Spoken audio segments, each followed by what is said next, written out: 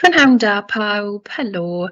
Fy enw I yw Miss Hacker, this is Lucy Hacker, and today in this Carlam Cymru session we are going to be looking at the AS level Unit 2 paper, specifically the first section or the first questions, which are those named poems, where you're given a named poem to explore and to analyse. So let me just share this now and we will get going. Okay, so there's a paper breakdown for you here.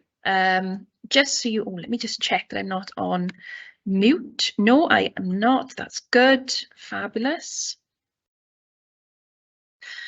So as I was saying, the paper breakdown for Unit 2 is pretty straightforward.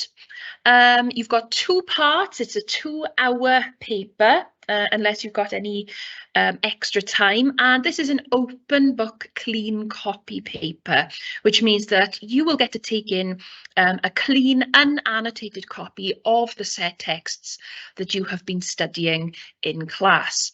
And there are two questions that must be answered in this paper. The first question is with 40 marks, and it is the named poem analysis. You're given a choice of two questions, one on either of the poets that you've studied for this course, and you must answer just one. So you're given two questions, naming two different poems, but you only answer one. Even though you've studied both of the poets, you only answer the one named question. Okay, and then the second section, which we'll be looking at in the second revision session, is the extended essay question. That's with 80 marks, and once again, you'll get a choice of two questions. They are both likely to be theme-based, but you answer only the one. So first things first, then, we must make sure some very important information that you probably already know about, but if for some reason that you don't know about it, you must check the summer 2023 advanced information on the WJEC site. As you can see there, that's where it can be found. And basically, this year, still as part of COVID contingency, the selection of poems for study has been narrowed slightly for each of the named poets. And if you're not familiar with what I'm talking about, if you check in the summer 2023 advance information, that will give you the list, the narrowed down list of poems that are available to study and that you can write about in the exam. Okay. So the first question then, the named poem. Now this question is out of 40 marks and you're advised to spend about 45 minutes on this question. And that's with reading the question, planning for it, reading the poem and writing your response. Now you're only assessed on two assessment objectives. Those are AO1 and AO2. And their weightings are equal, 20 marks for AO1 and 20 marks for AO2. Very, very important in this question that you do not start to stray into AO3 contextual information, because you are not given any marks for this and it is just wasting time. I'll be coming back to that a little bit later on. So before we start to look at the specifics of this particular question, I thought it would be best if we broke down the assessment objectives. So what exactly do they mean? So AO1 then is, you're assessed on AO1 in every question of the A level. And AO1 is your ability to articulate informed, personal and creative responses to literary texts, using associated concepts and terminology and coherent, accurate written expression. Okay, so there are a few different parts to AO1, but it's essentially assessing your ability to write coherently and creatively, to be able to use terminology accurately, but also bear in mind it's assessing your accurate written expression as well. So your ability to write something that is well crafted, paragraphed, that flows and is easy for the marker to read. So how to get full marks in this particular assessment objective? Well, to achieve band 5, you must be able to provide a sophisticated, creative and individual response to the poem or section of the poem. Your ideas are thoughtful and your response is fully engaged and relevant. So there's no drifting whatsoever. You'll remain focused and on task throughout the analysis. Also, band 5 notes a confident, perceptive application of literary concepts and terminology. Not only are you confident in the poetic terminology, but you're confident in handling it and commenting on the use of that particular terminology and why it's effective. And then finally, your ideas are effectively organised and demonstrate flair. And there are high levels of technical accuracy, which adopt a clear academic style and register. Now, that's very important. You don't stray into more conversational, informal written style. You are constantly adopting that clear academic register. So your ideas are thoughtful, fully engaged, perceptive. Your work is effectively organised, demonstrating written flair, and it adopts that clear academic style throughout. On to AO2 then. Again, equal weighting with 20 marks in this question, but what exactly does it mean? So AO2 is all about the meat of the analysis, okay? It's about analysing ways in which meanings are shaped in literary texts. And in poetry, that might be the language, the form, the structure, the way it is presented on the page. That analysis, that digging deep for analysis is what AO2 is all about. So band 5 then, how to get full or near to full marks in this assessment objective. You're demonstrating perceptive, sophisticated analysis and evaluation of a writer's use of language and poetic techniques to create meaning. You're applying confident and apt textual support, and there is also confident discussion of implicit meaning. So you really are digging deep for that meaning throughout. You're not just skimming along on the surface. To really secure that band 5, you need to be digging deep in that implicit meaning. Now, in this particular question, it is only AO1 and AO2 that are assessed.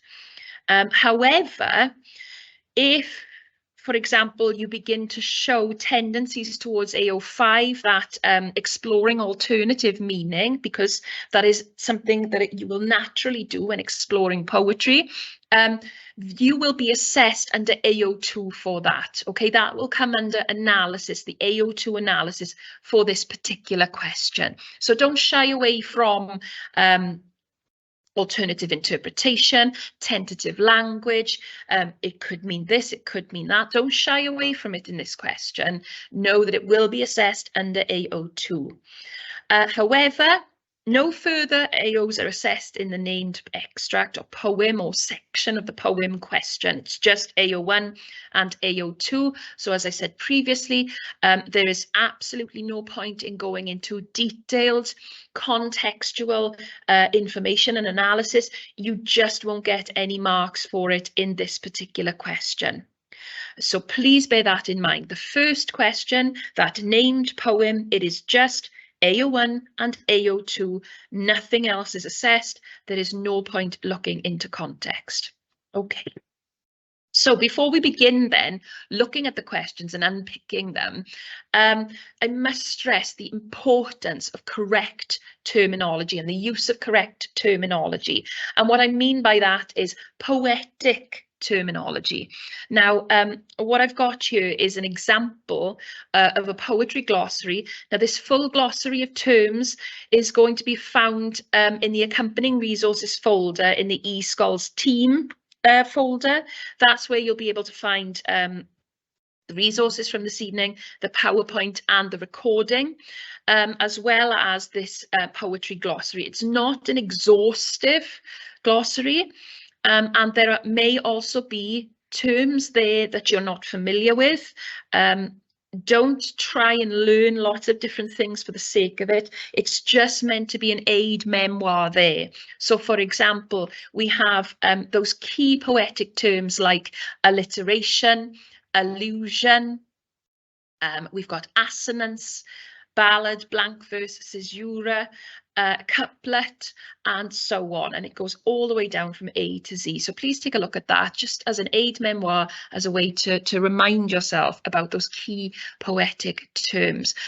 More simply, though, it is vital that you treat this exam as an analysis of poetry, or poetry analysis. Now, that might seem absolutely ridiculous and very self-explanatory, but exams can do strange things to you. So just know that, this is poetry.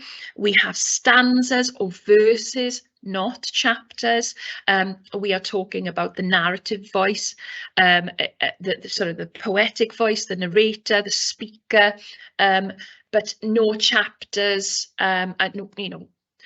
things like that. So just be aware, okay?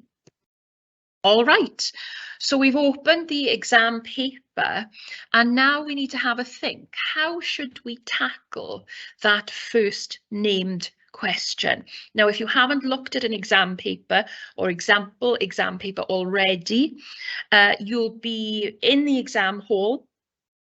You will be given 2 booklets. One will be your question paper, and one will be a pink answer booklet. Now, the white question paper doesn't go off to the examiner. That is literally just where the questions are. It is the pink answer booklet that goes off to the examiner and is marked. Also, you will know that when you open the question booklet, there will be 10 different poets named, okay, or 5 pairs of poets.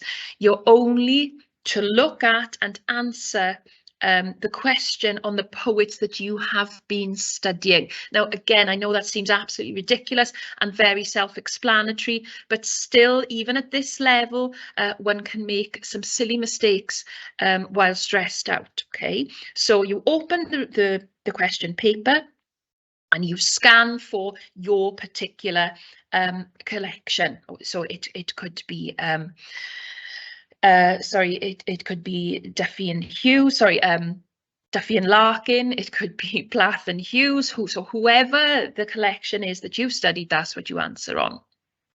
Okay, so we've opened the paper, we've skimmed to our chosen poets.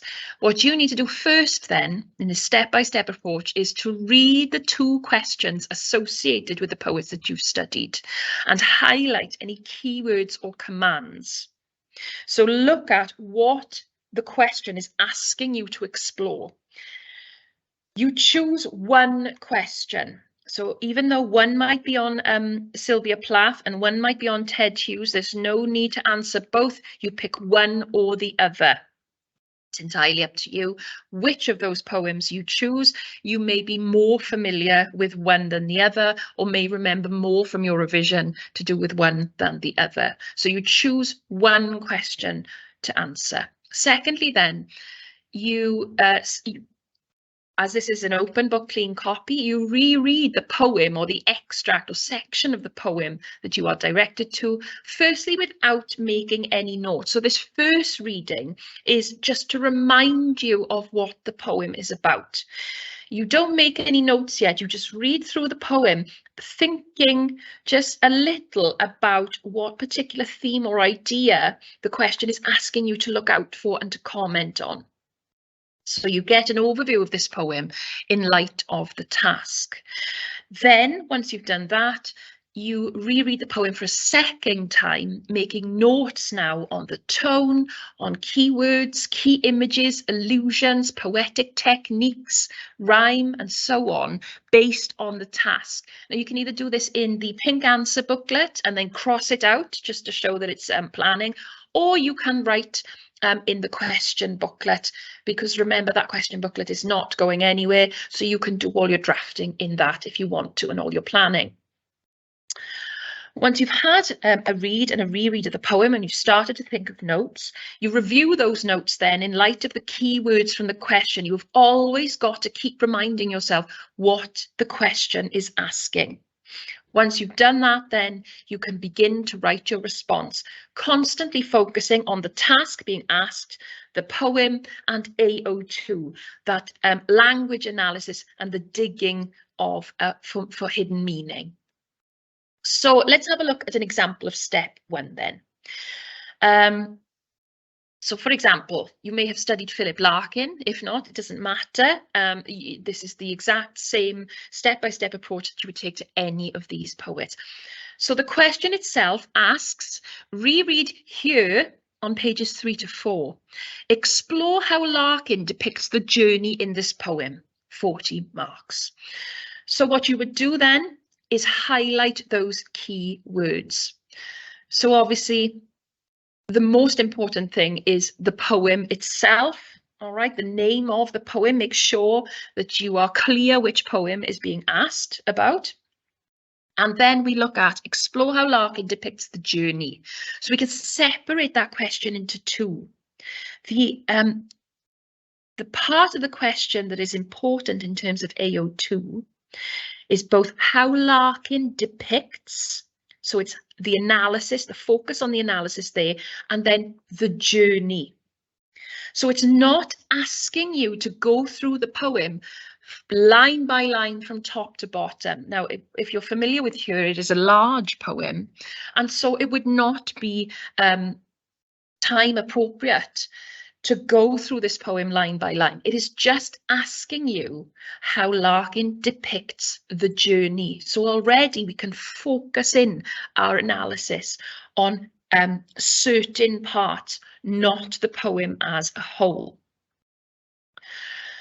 So let's go back to steps 2 to 4 then. Once we've highlighted our key areas of the question, we're getting it in our mind.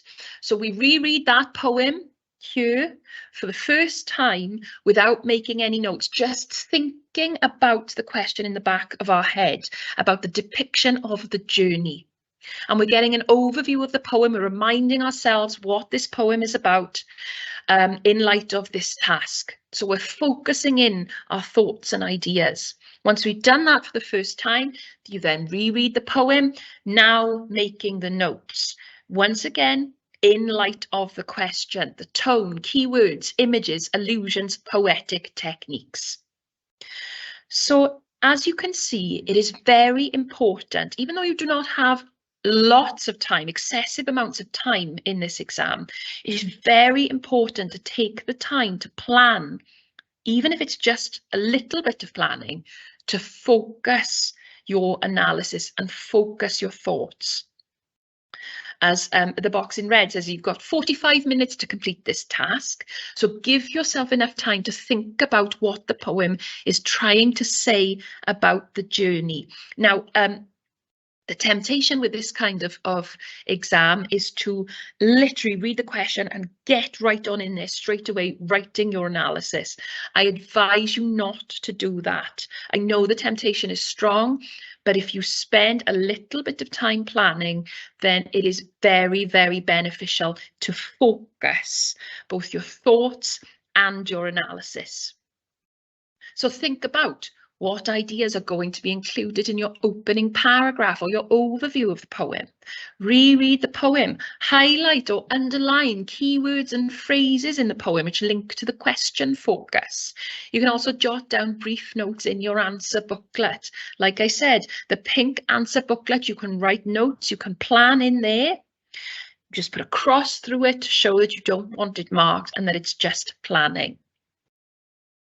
And here is an example then. So this is here, the poem by Larkin. And as you can see, there are only certain parts of the poem that have been highlighted and annotated, because in light of the question, not every part of the poem will need to be commented upon. Swerving east from rich industrial shadows and traffic all night north, swerving through fields too thin and thistled to be called meadows, and now and then a harsh named halt that shields workmen at dawn, swerving to solitude of skies and scarecrows, haystacks, hares and pheasants, and the widening river's slow presence that piled gold clouds, the shining gull-marked mud, gathers to the surprise of a large town. Here domes and statues, spires and cranes cluster beside grain-scattered streets, barge-crowded water and residents from raw estates brought down the dead straight miles by stealing flat-faced trolleys, push through plate glass swing doors to their desires, cheap suits, red kitchenware, sharp shoes, iced lollies, electric mixers, toasters, washers, dryers. So we've got the opening two stanzas of Here. And as you can see, and as I said previously, only certain parts of the poem are underlined for comment. So the first thing that you may want to pick up on is that repetition of the verb swerving, swerving, swerving, swerving. This creates a sense of movement immediately. And that is also picked up on the fact that this is an incredibly long sentence. Okay, we also look at solitude of skies and scarecrows. So it's difficult not to comment on the fact that the use of iambic pentameter here creates that rhythm of a train journey. And the poet's feelings are reflected in the sounds and the slower rhythm. You've also got that sibilance, swerving to solitude of skies and scarecrows, which once again mimics that train journey. As we carry on then, you've got the contrast, as we see, between the rural and urban landscape described in detailed observations. As we see in that second stanza, the transition into that urban landscape reflects the busyness of the town. There's also a sense that there is some disdain by the speaker in the listing of these desired objects. There's almost a contentment there. So as you can see, there are lots of things that we can start to pick out of this poem. And in the exact same way, you would do the same with your chosen poem and poets. So let's have a look at the rest of the poem. A cut-priced crowd, urban yet simple, dwelling where only salesmen and relations come within a terminate and fishy-smelling pastoral of ships up streets, the slave museum, tattoo shops, consulates, grim head-scarved wives, and out beyond its mortgaged, half-built edges, fast-shadowed wheat fields, running high as hedges, isolate villages, where removed lives, loneliness clarifies. Here, silence stands like heat. Here, leaves unnoticed thicken, hidden weeds flower, neglected waters quicken, luminously peopled air ascends, and past the poppy's bluish neutral distance ends the land suddenly beyond a beach of shapes and shingle. Here is unfenced existence, facing the sun, untalkative, out of reach. So a powerful poem, quite a long poem. But as we see here in the second half, there are only small parts of the poem that need to be selected for analysis. So if you think about what we can see here over these two slides, there are perhaps 6 or 7, perhaps 8 parts, small parts of the poem to be commented upon. But other than that, the rest of the poem can be left. You are not here to analyse every line from top to bottom. You are here to focus in on what the question is asking you, the depiction of the journey by Larkin. So let's have a little look now at a modelled answer. So, you know, we would take the poem, we would annotate it, we would read it, we would reread it, and then we would start to think about constructing our response. Now, at this point, you would probably have about 35 minutes to write your response. So this is an example. See what you think about those notes being taken and put into this analysis, this response. In the poem here, Philip Larkin describes a train journey east through rural and urban areas to its final stop at the coast. So we've got that overview to open. This candidate is showing good knowledge, good understanding straight away of the poem and focusing straight away on what the question is asking. The journey isn't only geographical, however, as the poem ends with a sense of life itself as a journey to an ambiguously described location. So you've got that really nice, tight, clear opening. We've got the poem overview to open, and then that link to the question to signal to the examiner straight away that you know what you're being asked to do and your analysis is focused. And then we go into the analysis of the key areas of the poem. Larkin creates a sense of the journey in the opening word swerving. The verb is repeated twice in the first stanza, creating a sense of movement, which is also created through the rhythm of the iambic pentameter and the unobtrusive rhyme, shadows, meadows, fields, shields. These give the verse a sense of continuous movement, and the fact that Larkin uses one long sentence for the majority of the poem, there is no full stop until the opening of the final stanza, loneliness clarifies, accentuates this constant sense of journeying. Okay, so we've got that close focus on language and poetic techniques immediately, which always links back to the question. As you can see in that second line of the second paragraph, the candidate has used correct terminology to explore and analyse the poem. The verb is repeated in the stanza. Then you've got the rhythm, iambic pentameter, unobtrusive rhyme, verse. So there's constant use of correct poetic terminology to explore that analysis and that hidden meaning. What you should also look at as well is the really clearly tight and concise use of apt textual support. We've got swerving, shadows, meadows, fields, shields, loneliness clarifies. So we literally have 2 word quotations at most in this part.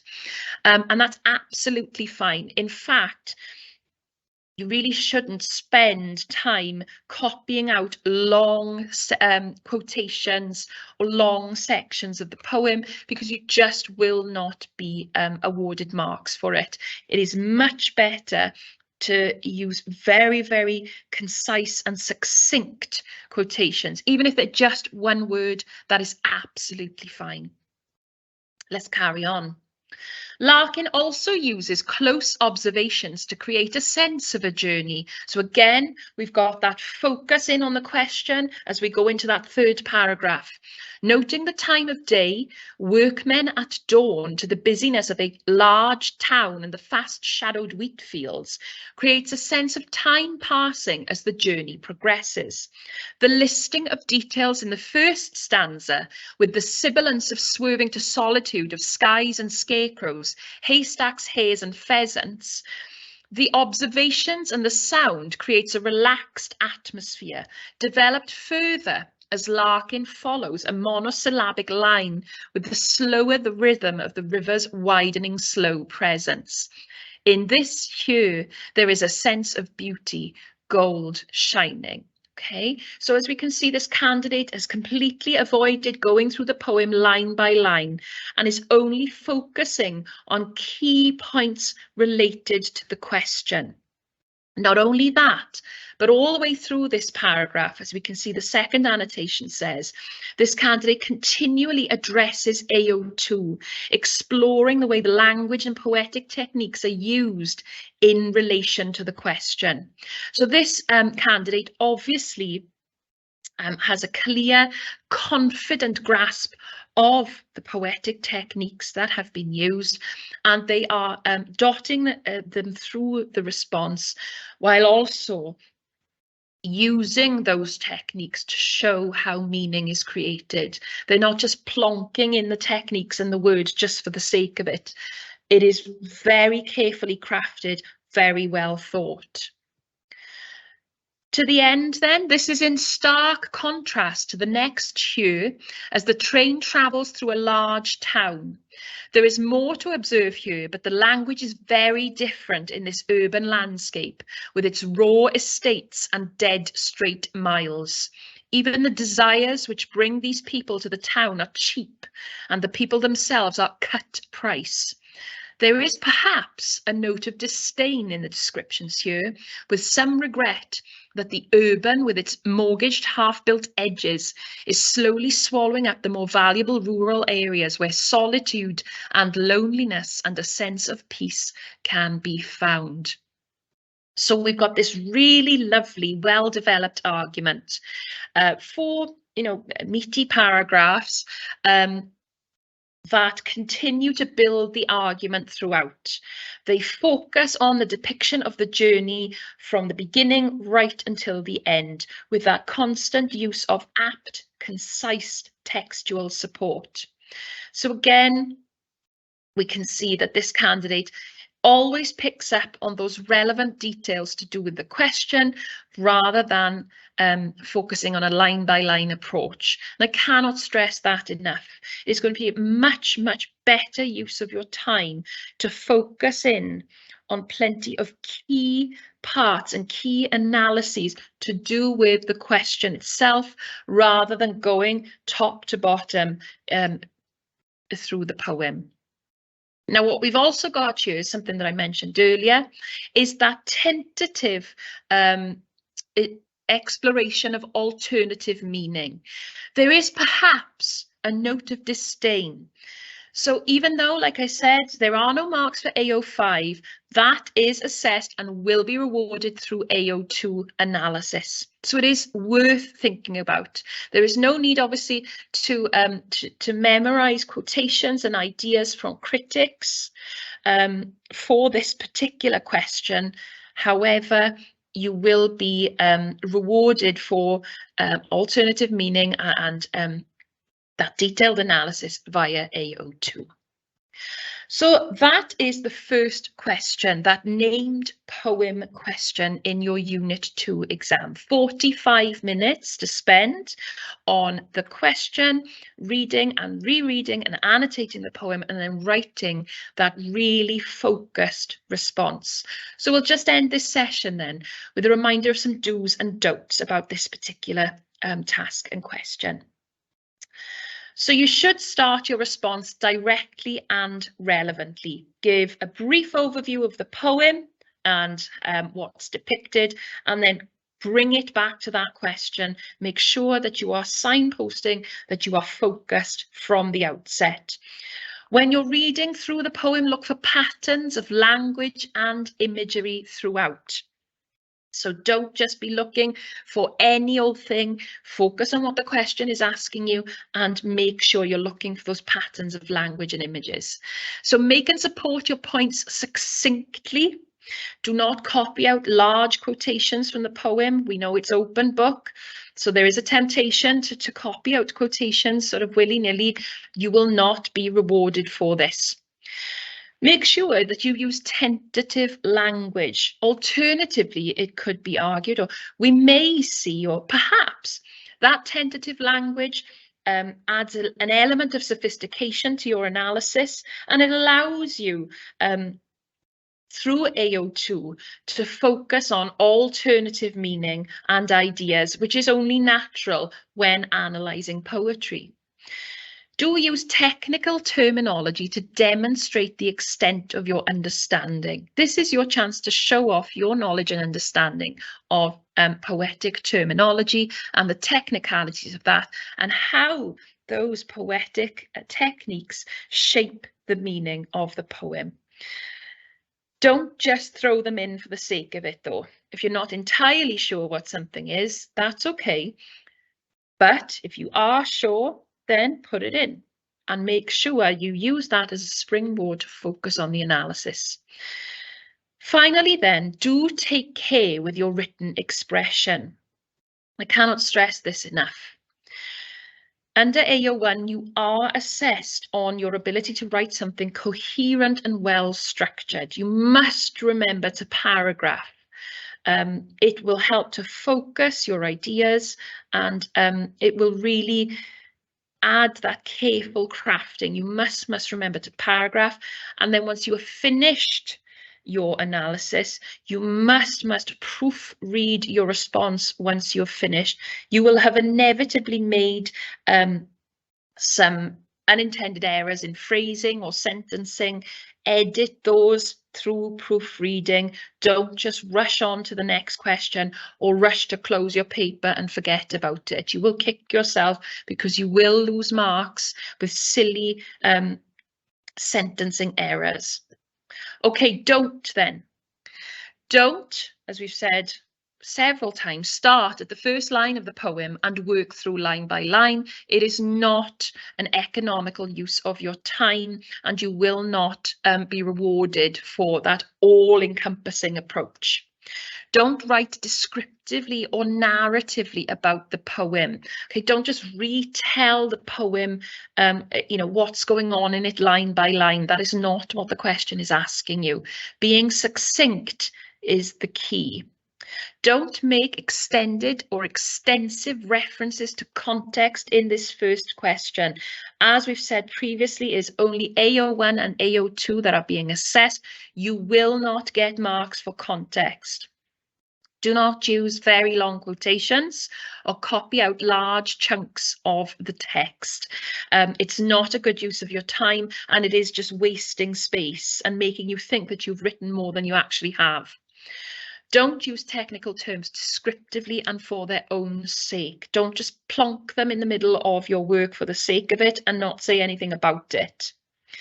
Larkin has used a simile. Well, so what? Okay, it has to be Larkin's use of the simile, blah, blah, blah, allows us as readers to, and then you go into your analysis. And that's it from me. Thank you very much, everybody. If you have any questions now, please do not hesitate to get in touch.